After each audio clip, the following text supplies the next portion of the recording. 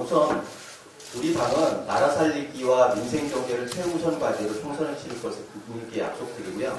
그 첫 번째 메시지로 오늘은 우리 당 총괄 선대위원장을 맡고 계신 황교안 대표님의 메시지가 있겠습니다. 먼저 황교안 대표님의 정책 기조와 방향을 발표해 주시고요.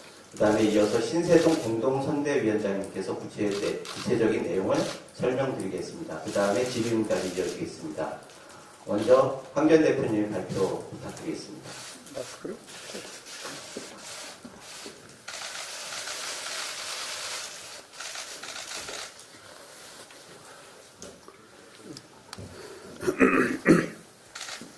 존경하는 국민 여러분, 하루하루 코로나와의 사투 속에 살아가시는 국민 여러분들을 바라보면서 마음이 찢어질 듯합니다. 저는 지난 19일 문재인 대통령에게 경제 국난 극복을 위한 영수회담을 제안한 바가 있습니다. 우리는 이미 수차례 초당적 협력을 통해서 정부 여당과 함께 국난을 극복하자 이런 얘기를 했고 정부 여당도 간절히 호소한 사안이었습니다. 지금 이럴 때일수록 정부와 야당이 머리를 맞대는 것이 필요합니다. 머리를 맞대고 협력하는 모습을 국민들에게 보여드려야 합니다. 그래야 국민도 의지를 가질 수가 있기 때문입니다. 그러나 문재인 대통령은 저의 영수회담 제안에 대해서 묵묵부답, 아무 대답도 하지 않고 있습니다. 지금 경제 상황이 심상치 않습니다. 주가 폭락, 환율 급등으로 단시간 내에 금융 외환 시장이 출렁이고 있습니다. 소득주도 성장을 비롯한 좌파 경제 실험으로 경제 기초 체력이 약해질 대로 약해져 있는 상황에서 실물 경제 타격도 심각한 상황입니다. 심각한 경기 침체로 이어질 경우 국민의 먹고 사는 문제가 위협을 받게 됩니다. 일자리 상실, 소득 하락으로 국민이 거리로 내몰리고 있습니다. 지금은 그 어느 때보다도 과감하고 선제적인 조치를 실시해야 합니다. 코로나 위기를 정치의 관점이 아닌 국민의 관점에서 바라봐야 합니다. 중요한 것은 국민의 일자리를 지키고 기업의 연쇄 도산을 막는 일입니다. 특히 중소상인, 중소기업, 벤처기업이 자생력을 잃지 않도록 노력을 할 필요가 있습니다. 현재 정부 그리고 각 지자체 장들이 앞다퉈 내놓는 대책들은 근본적인 개선책과는 거리가 멀 뿐만 아니라 위기를 틈타서 선거용 포퓰리즘을 펼치고 있는 그런 상황입니다. 지금 중요한 것은 재난 기본소득이 아니라 재난 긴급 구호자금입니다. 위기를 틈타서 선거용 포퓰리즘으로 이 사태를 호도해서는 안 된다는 점을 분명히 말씀을 드립니다. 정부가 발표한 50조 원 규모의 금융 조치는 한마디로 기업과 국민의 빚만 늘리는 것입니다. 여러 경제 전문가가 그 한계를 지적하고 있습니다. 정세균 총리가 언급한 3조 8천억 원의 재난기금 역시 국민이 처한 어려움에 비해서는 턱없이 부족합니다. 일부 여당 지자체장들은 이념적 기본소득을 주장합니다. 위기를 틈타서 또 선거운동에 나서는 모습입니다. 재원 조달책도 없이 무조건 퍼주고 보자는 책임없는 정치로 재정마저 흔들려서는 안 됩니다. 떡 본 김에 제사 지내자는 이런 마인드는 제발 버리십시오. 이제 그렇게 해서는 안 되는 상황입니다. 이런 무늬만 지원책, 찔끔 대책보다는 국민 피부에 와닿는 확실한 지원책을 실질적인 도움을 드려야 되는 것입니다. 미래통합당은 국채 발행을 통한 40조 위기 대응 국민 지원을 제안합니다. 다시 한번 말씀드리겠습니다. 미래통합당은 국채 발행을 통한 40조 위기 대응 국민 지원을 제안합니다. 미래통합당의 주요 원칙은 첫째, 어렵고 힘든 국민에 대한 실질적인 지원. 둘째, 일자리 등 지속 가능한 지원. 셋째, 국가 재정 상황을 위협하지 않는 지원. 이런 3대 지원을 제안합니다. 지난 글로벌 금융위기 때 GDP 2% 수준에 해당하는 긴급 자금을 투입했습니다. 이번 위기가 글로벌 금융위기 못지않은 위기이지만은 우선 GDP 2% 수준의 긴급 구호자금을 투입해야 한다고 생각합니다. 이를 위해서 코로나 극복 채권을 발행해야 합니다. 소상공인, 중소기업들이 도산을 하지 않도록 하기 위해서는, 그리고 근로자들의 일자리를 지키기 위해서는 1,000만 원 한도로 직접적인 지원이 필요합니다. 또한 산재보험료, 고용보험료 등 사업주의 종업원 고용에 따른 부담, 그 부담을 줄여줘야 실업도 막을 수가 있을 것입니다. 지금은 당리당략, 또 표심을 생각할 때가 아닙니다. 선거에 재난마저 끌어다가 쓰지 말아야 하는 것입니다. 현실에 대한 냉철한 분석, 그리고 이념을 떠난 실용주의적인 태도로 위기를 타개할 대책을 마련해야 합니다. 미래통합당은 국민과 어깨동무하고 함께 이 위기를 극복하는 진정한 동반자의 길을 걷겠습니다. 국민 중심의 위기 극복 방안을 강구하겠습니다. 같이 울고 같이 웃어드리는 정말 나에게 필요한 힘이 되어 드리도록 하겠습니다. 존경하는 국민 여러분, 절대 이 코로나 위기는 국민의 저력을 꺾을 수 없습니다. 우리의 승리는 정해진 결과이고 언젠가 반드시 더 좋은 날이 올 것입니다. 그때까지 조금만 더 힘을 내주시기를 바랍니다. 국민 여러분, 파이팅입니다. 우리는 해낼 수 있습니다. 이어서 당이 준비한 국가재난 긴급구호 종합대책에 대해서 우리 신세돈 위원장께서 보다 자세한 설명을 해 주시도록 하겠습니다.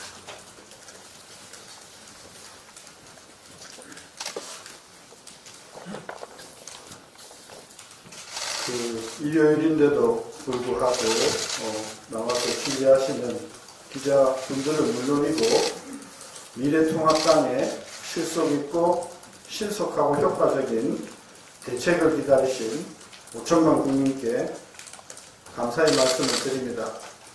우리가 기대한 바로 현 정부가 내놓은 긴급 금융지원은 돈을 좀 싼 금리로 빌려주겠다, 아니면 보증을 써주겠다, 빚은 당신들이 지시오, 정부는 빚 보증을 해주겠습니다 라고 하는 대책으로 50조를 들고 나왔습니다. 안 됩니다. 우리 미래통합당은 실질적으로 보탬이 되는, 그래서 소상공인, 중소기업인, 우리 국민 한 분 한 분이 실질적으로 지원을 받는 그런 대책을 강구했습니다. 총 규모는 한 40조 정도 되는데요. 그 내용은 크게 두 가지입니다. 하나는 1,300만으로 추정되는 소상공인, 중소기업, 그리고 영업직, 촉탁직, 이런 분들의 경영을 지원하기 위해서 피해 정도에 따라서, 코로나 피해 정도에 따라서 세 부류로 나누어서 최대 1,000만 원까지, 한 2달 정도의 기간 동안 1,000만 원까지, 그래서 특별재난지역에 해당되는 최상급이면 1,000만 원, 중상급이면 750만 원, 가장 낮은 단계면 한 500만 원 정도를 해서 이분들 1,300만 중에서 피해를 입었다고 판단되는 약 30%의 중소자영업자, 그러면 한 400만 정도 되지 않습니까? 그 400만에게 경우에 따라서는 500, 경우에 따라서는 1000, 평균하면 750. 곱해 보면 대체로 한 30조 정도의 자금이 들어가는 그러한 지원을 하겠다는 안이 골격이고요. 또 다른 두 번째 축은 우리 국민들이 지금 건강보험료, 수도료, 그 다음에 전기료 이런 부담을 되게 많이 지고 있고요. 또 많은 분들이 그 외에도 산재보험이라든지 또는 고용보험이라든지 이런 부담을 지금 사실 굉장히 많이 지고 계세요. 그래서 이분들에게 전기료, 건강보험료, 산재보험료 이런 것을 줄여드리는 대책을 마련했습니다. 건강보험료의 경우에는 최대 5만원 한도 내에서 원칙적으로 한 2달 내지 석 달 동안 건강보험료를 면제해주는데 건강보험료가 5만원이 안 되시는 분들은 그 안 되는 만큼 전액이 보장이 면제가 되는 것이고 5만원이 넘어가는 분들은 조금 더 그래도 소득이라든지 이게 형편이 되시는 분이니까 5만원이 조금 넘어가셔서 10만원까지 되는 분들은 한 3만원 정도 건강보험료 감면 혜택을 주고 20만원이 넘어가는 건강보험료를 부담하시는 분들은 한 2만원 정도 감면을 해줘서 차등화해서 건강보험료를 낮춰드리고 전기료, 수도료도 마찬가지로 최대 3만원 범위 내에서 3만원 미만 하시는 분은 전액을 면제해드리고 3만원에서 한 5만원 정도 되시는 분은 한 2만원 면제해드리고 이런 방식으로 형편에 따라서 그 혜택을 조금 차등화하는 그런 내용을 포함하고 있습니다. 그 다음에 이제 부가세, 그 다음에 종소세, 재산세가 이제 앞으로 줄줄이 이제 4월, 5월, 6월, 7월 이렇게 되는데 우리 미래통합당은 6개월 이 세금을 유예를 해서 앞으로 6개월까지는 이 여러 가지 세금을 부담을 뒤로 미뤄주는 그런 대책을 생각하고 있습니다. 그 다음에 이렇게 하면 대체로 제 추산을 해보니까 우리가 말한 1차 40조 정도 되는데 돈을 어떻게 조달할 것이냐 굉장히 중요한 것은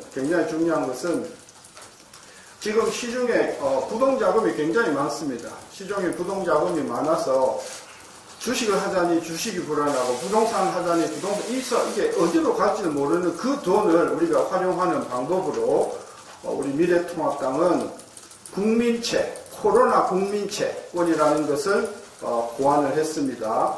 정부는 기관을 통해서 주로 공공기관이 될 거로 생각이 드는데 액면 100만원짜리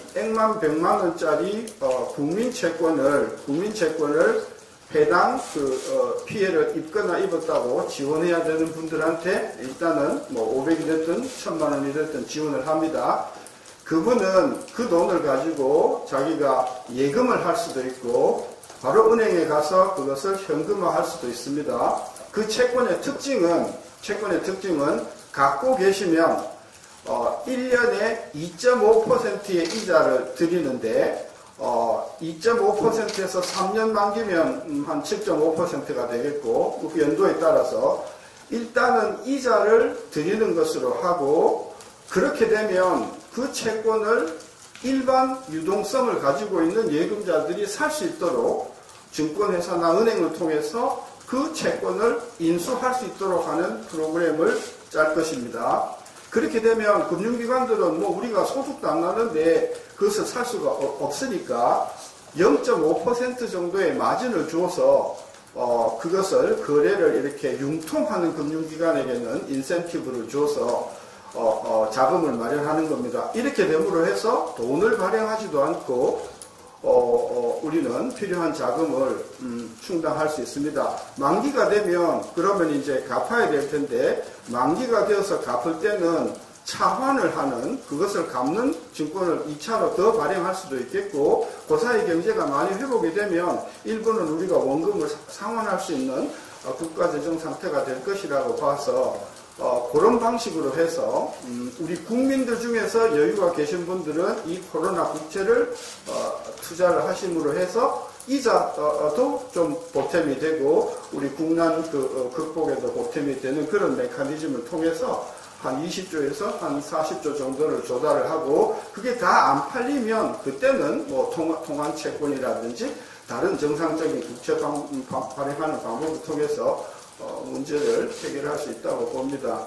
이 미래통합당의 정책은 이자를 탕감해 준다거나 보증을 해준다는 것이 아니라 피해를 입고 당장 급한 분들에게 자금을 실질적으로 융통하는 차원에서 다른 어떤 그전에 나온 이 방법과는 차원과 규모가 틀리다 이런 말씀을 드리는 이상입니다. 설명 하셨을 테고요. 지금 대표님께서는 지금 그 종로에 분단위로 끊어서 지금 시간을 활용하고 계시기 때문에 일단 보내드려야 할 것 같습니다. 대표님 신세돈 그 위원장님 말씀하신 것 다 동의하시죠? 네, 그러면 들어가겠습니다. 일단 질의응답을 받겠는데요. 질의응답은 두 공동 예, 말씀해 주십시오. 오늘 발표된 대책에서 가장 특징적인 것이 두 가지입니다. 첫째는 재난 기본소득이라는 개념을 저희가 쓰지 않고 재난 긴급보호자금이라고 하는 개념을 썼습니다. 재난 기본소득을 지금 각 단체장들이 앞다투어서 이야기하고 있는데 그것은 지금 정부가 내놓은 대책하고는 전혀 별개의 지금 대책으로 제안이 되고 있는 거고 그것을 위한 재원은 천문학적인 숫자가 들어갑니다. 정부도 그 위험을 알기 때문에 소극적이고 방어적인 지금 지원 대책을 내놓은 것이죠.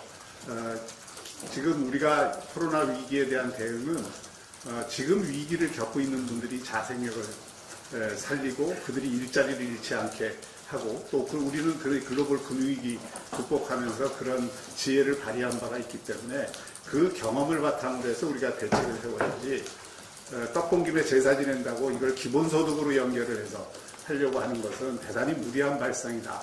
그리고 자칫하면 그것이야말로 포퓰리즘에 빠질 수 있다는 것을 분명히 한 것이고요. 미국은 발권 국가이기 때문에 그런 어떤 마음대로 그 돈을 찍어서 제공해 줄 수 있는 여유가 있지만 우리는 그런 상황이 아니라는 것을 분명히 저희가 하는 것이고요. 두 번째는 지금 신세동 교수님 말씀하셨듯이 필요한 곳에 필요한 돈이 정확히 가도록 하는 데 초점이 두어져 있는 겁니다. 이 상황에서 제일 어려움을 겪고 있는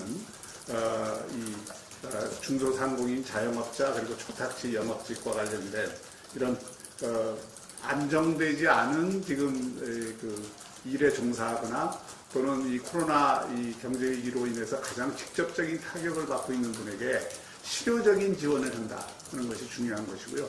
또 이것을 당장 국가의 부채로 한꺼번에 지는 것이 아니라 그 효율적인 국채 발행 방법을 통해서 경제가 안정화되면 얼마든지 그런 금융의 새로운 기법들이나 방식을 통해서 이것을 점진적으로 저희가 해소할 수 있도록 해서 국가재정을 가능한 한 불안정하게 하거나 급격히 부채를 늘리지 않는 방식으로 이 문제를 다루고자 하는데 이 대책에 초점이 있다는 것을 좀 분명히 말씀드립니다.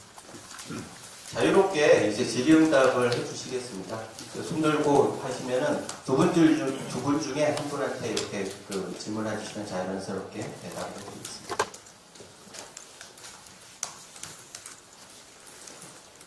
선거 관련해서 여쭙고 싶은데요. 네. 무소속 출마하려는 후보들이 계속 잇따를 것으로 보이는데 선대위 차원에서 그거에 대한 대책은 어떻게 가져가실 생각인가요? 네, 지금 아직 공천이 마무리되지 않은 상황에서 그 공천에 대한 일부 불만을 가지신 분들이 무소속 출마를 준비하거나 또 선언하는 분이 있는데 이 부분들을 그 선대위 차원에서는 이번 선거에서 그 중도 보수가 분열돼서 지난 3년의 그 문재인 실정을 연속하는 그런 우를 범하지 않도록 하자라고 하는 그런 차원에서 이 광범위한 저희가 호소와 함께 그런 노력을 할 것이고요. 저는 선거가 더 이제 시간이 돼서 등록이 되고 등록 이후에 선거운동이 진행되는 과정에서 많은 무소속 후보들이 그 미래통합당 무소속 후보 또는 이제 보수나 중도의 다른 그 후보들이 적어도 그 미래통합당을 중심으로 해서 뭉치자라고 하는 그런 국민적 여망을 다투는 시간들이 올 거라고 생각합니다. 그것을 위해서 저희는 여러 가지 어떤 노력들을 계속 해나가겠습니다. 황교안 대표의 경우 2월 초에 재난 기본소득이 나왔을 때 긍정적으로 검토해야 한다는 공식 회의 협상에서도 얘기를 하기도 했거든요. 그리고 그 사이에 좀 여권에서 이 이슈를 좀 가져가는 것에 대한 좀 반대하고 하는 건지 기본소득에 대해서 입장을 바뀐 건지 한대표가 안 되셔가지고. 미래통합당 차원에서 기본소득을 긍정적으로 이야기하는 것은 아니고요. 그 당시에 아마 재난기본소득이라는 표현을 여권에서 먼저 썼는데 재난을 위해서 이 질문을 말씀드린 것처럼 긴급한 지원이 필요하다. 그런 취지에는 동의한다는 말로 이해를 하는 것이 좋을 것 같습니다. 필요한 재원 30조 원을 모두 코로나 채권으로 배당하시겠다는 건데 추가 투자이 필요하다고 생각하시는 건지. 아까도 이야기했지만 지금 제1금융권의 정기예금 규모가 1600조쯤 됩니다.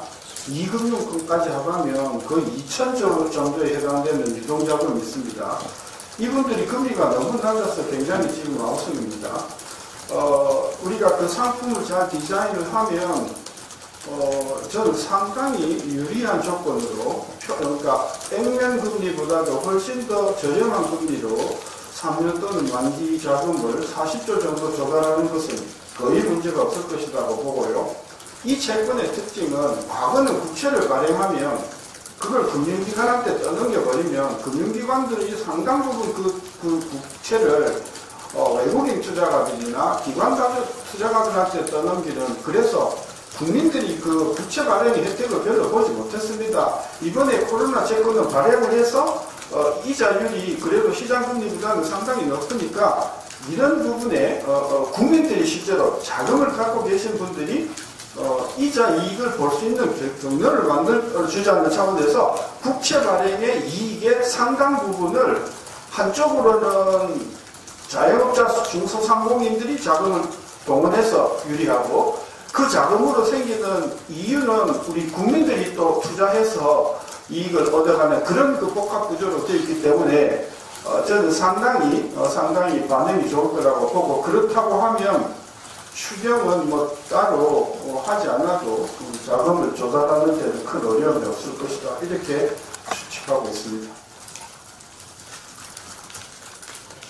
코로나 국민채의 가장 중요한 거는 국민들 입장에서 볼 때 이자율이 네. 2.5% 말씀하셨고 네. 금융기관이 0.5%의 네. 국민들을 조회를 이렇게 하신다고 하셨는데 그렇게 판단하신 근거는 일단은 시중에 1년 만기 예금금리가 지금 또 많이 내려가서 2% 안짝이지 않습니까? 충분히 인센티브를 주려고 하면 한 1%포인트가 가산이 돼야 되고 그리고 그 상품을 거래하고 유통시키는 금융기관도 많은 인건비가 들어가고 비가 들어가니 거기에 한 0.5%의 부리를 얹어주면 2.5% 내지 3% 안에서 상당액이 기관 투자가들이나 대형 투자가들에게 인수가 될 수 있을 것이라고 봐서 금리는 이제 그 정도로 봤고요. 이것은 발행하는 당시에 시세를 봐서 그리고 앞으로 3년 동안에 전반적인 어떤 국제금리 이런 것들을 또 감안했을 때 저는 3% 넘어가지 않는 수준에서 저는 평형금리를 설정할 수 있을 것이다 봅니다. 아까 이게 코로나 채권 그리고 이제 어떻게 지원할지에 대해서 세부적으로 설명을 해주셨는데요. 한편으로 지금도 정부가 지금 내놓은 대책들이 정부의 지금 이제 현장에 있는 소상공인 그리고 피해를 보는 기업들, 중소기업들한테 체감이 안 된다. 그렇죠. 왜 안 되는지 아세요? 아까 융자 받으면 1% 금리 좀 혜택을 준다고 했는데 그게 자격 요건이 있지 않습니까? 그리고 그 자격 요건의 심사를 대부분이 금융기관이 하지 않습니까? 지금 들리는 이야기로는 지금 심사 건수가 10만 건이 지금 걸려 있어갖고 이거 10만 건을 다 하는데 거의 뭐 몇 달이 걸린다. 그러니 실질적으로 제도가 있어도 혜택을 못 보지 않습니까? 먼저 주자는 겁니다. 우리 정부가 어떤 그런 세워서, 규칙을 세워서, 예를 들면 작년 1년 동안에 평균 매출이 얼마, 그런데 금년 1, 2월 달에 평균 매출은 몇 % 줄었다. 그러면 우리는 이게 적격, 틀을 만들어서 그런 경우에는 작년 평균 매출의 몇 %를 일단은 손해를 본 것으로 보고 그냥 주소는 겁니다. 그리고, 그래서 뭐 이렇게 길게 따지고 뭐 프로세스에서 잃어버리는 시간을 줄이자. 그리고 아까 잠깐 말씀드렸지만 이번의 위기는 사실은 이 40조로 충분할 것인가 하는 게 더 큰 문제입니다. 앞으로 경기가 더 나빠지고 세계 경기가 더 나빠지면 추가적으로 더 투입해야 될지 모르겠습니다. 따라서 수십만 중소자영업이 무너지고 파업하고 폐업하고 그 다음에 거기에 따진 가족들이 직장을 잃고 가정이 파괴되고 이것을 우리가 놔둘 수는 없지 않냐. 국가가 빚을 졌으면 졌지 우리 국민들에게 빚을 주고 피해를 줄 수는 없지 않냐. 이런 절박한 심정에서 우리 국민들이 이 코로나채권 발행을 충분히 이해해 주실 것이라고 믿고 그 코로나채 발행에 이익이 되는 부분, 좀 비교적 높은 금리는 다 우리 다른 국민들이 가져가니까 저는 진짜 윈윈 되는 그런 프로세스 잡고 보는 거죠. 네. 지난 IMF 잘 아시다시피 IMF 위기 때 우리가 흑자 도산을 못 막아서 7,000개 흑자 기업이 도산을 하고 230만 실업자가 생겼습니다. 당시 GDP의 16%를 저희가 투입을 해서 간신히 IMF 위기를 극복했습니다. 글로벌 금융위기 때는 GDP의 2%를 투입했지만 당시 일자리 나누기를 비롯해서 이런 소상공인에 대한 실효 있는 대책을 통해서 우리나라가 금융위기를 성공적으로 극복했다는 이야기를 들었습니다. 이번에도 마찬가지입니다. 실효적인 지원을 하면서 그것이 흑자도산이나 일자리를 잃거나 아주 생활을 방어하기 힘든 그런 처지로 물리지 않도록 하는데 돈이 필요한 만큼 지원되는 것이 필요합니다. 물론 원하는 만큼은 다 해줄 수 없지만 저희가 상한액을 1,000만 원부터 잡아서 적어도 뭐 몇백만 원 수준까지는 바로 지원이 될 수 있게 하자는 것은 그냥 찔끔 지원으로 끝나자는 것이 아니라 실효성 있는 지원을 해주자. 그리고 기업 도산을 막자. 일자리를 지키자 하는 차원이라는 것을 주장해왔습니다. 또 하나 사실은 이번에 이 긴급 40조는 서막입니다. 서복입니다. 이것만으로 충분하다고 생각하지 않습니다. 근본적인 대책이 필요합니다. 97년도 IMF 위기도 사상 유례 없는 수출 흑자 때문에 극복을 했고요. 2008년 금융위기도 2009년서부터 폭발적인 수출 증가로 우리가 위기를 극복했습니다.